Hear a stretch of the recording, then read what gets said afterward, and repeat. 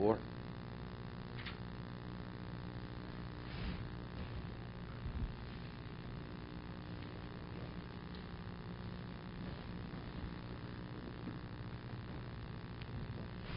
Okay, we left the top of 754. The Chovos HaLevavos is speaking about how a person has to address his physicality and his spirituality. And the focus of a person should be his spiritual advancement. But he says, nevertheless, you can't compromise on your physicality because you have a responsibility to maintain yourself, to eat healthy food, to bathe with water which will be invigorating, and so on and so forth.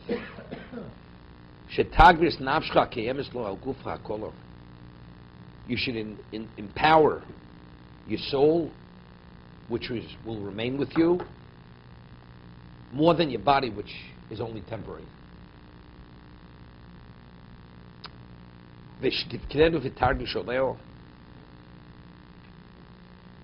says, you should nurture it, the neshama, and you should be concerned for it. But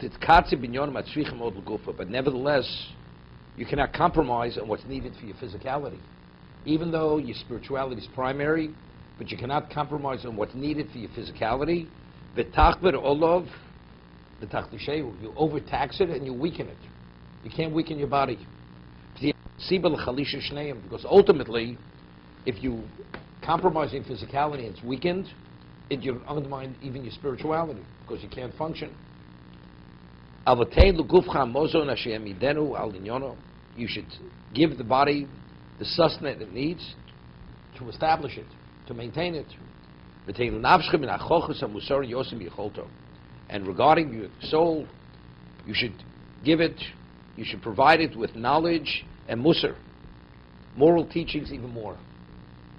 Because that he said earlier, a person's spiritual capacity could be expanded. Physicality, you can only eat so much. You can only do so much. That's finite. When it comes to one's spirituality study, you study the maximum and you keep coming on new horizons. Don't do too much of a tzaddik. You know, I sleep 2 hours a night. And what are you trying to accomplish? So it'll last for a year, 2 years, then everything just falls apart. So where are you? You're nowhere. So you could have had another good 20 years, and now you're going to be what? You're going to be ill, infirm for the next 20 years. So you'll operate on a 20% capacity, where you could have operated on an 80% capacity. Don't be too wise, because otherwise you become totally desolate. Is despondent. Al tirsha harbeg. Do not be overly wicked. And don't be a fool. Why should you pass away before your time? You have to say, what do you mean, al tirsha harbeg? And even minimally, don't be overly wicked. But to a lesser degree, you could be wicked.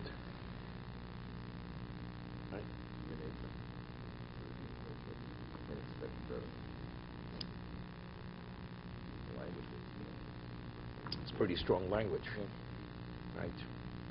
If you can't be perfect, so you're not perfect. So don't be too imperfect. You know, don't be too imperfect.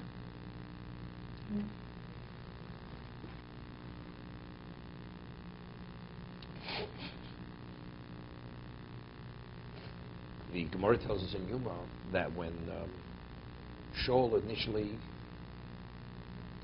did not kill Agag, and also the livestock.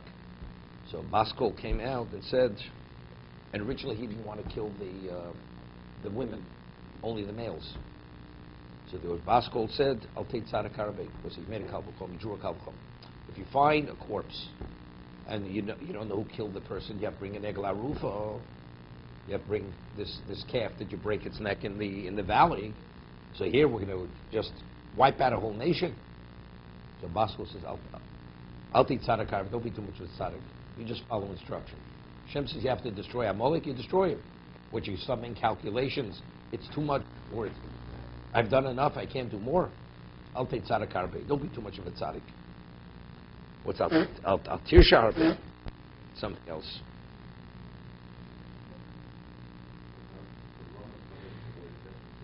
Could be al tirsha harbe means like this.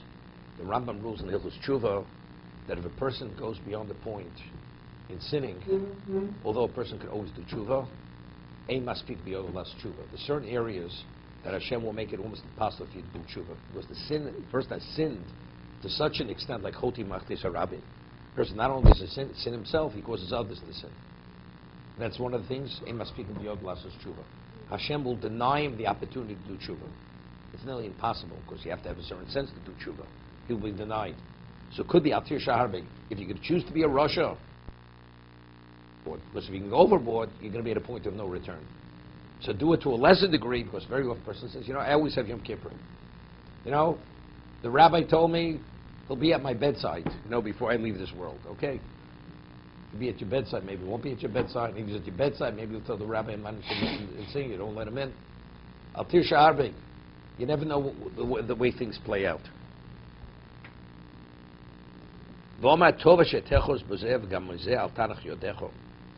It's good to take of each, the physicality and the spirituality. There's a balance.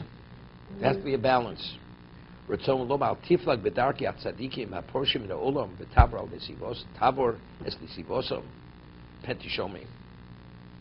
interesting. He says, don't be too extreme as the tzaddikim.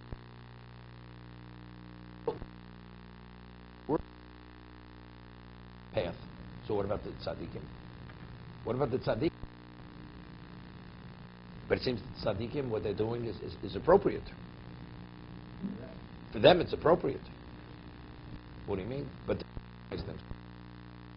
evidently, that compromise doesn't infringe on their spirituality. There's the famous Mesilas Yesharim. He quotes the Gemara. We were mentioning it to Jay.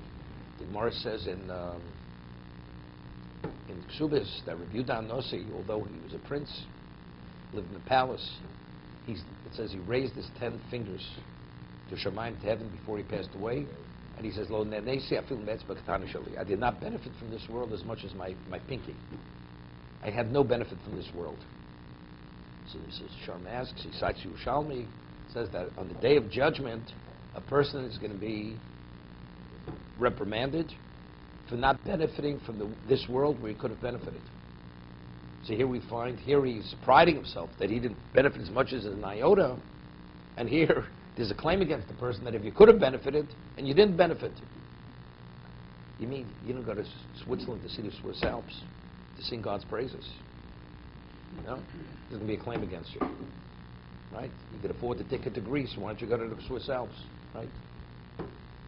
Okay? So Mesilas Yesharim reconciles the two. He says, let's say a person needs 3 square meals a day. That's what his constitution requires.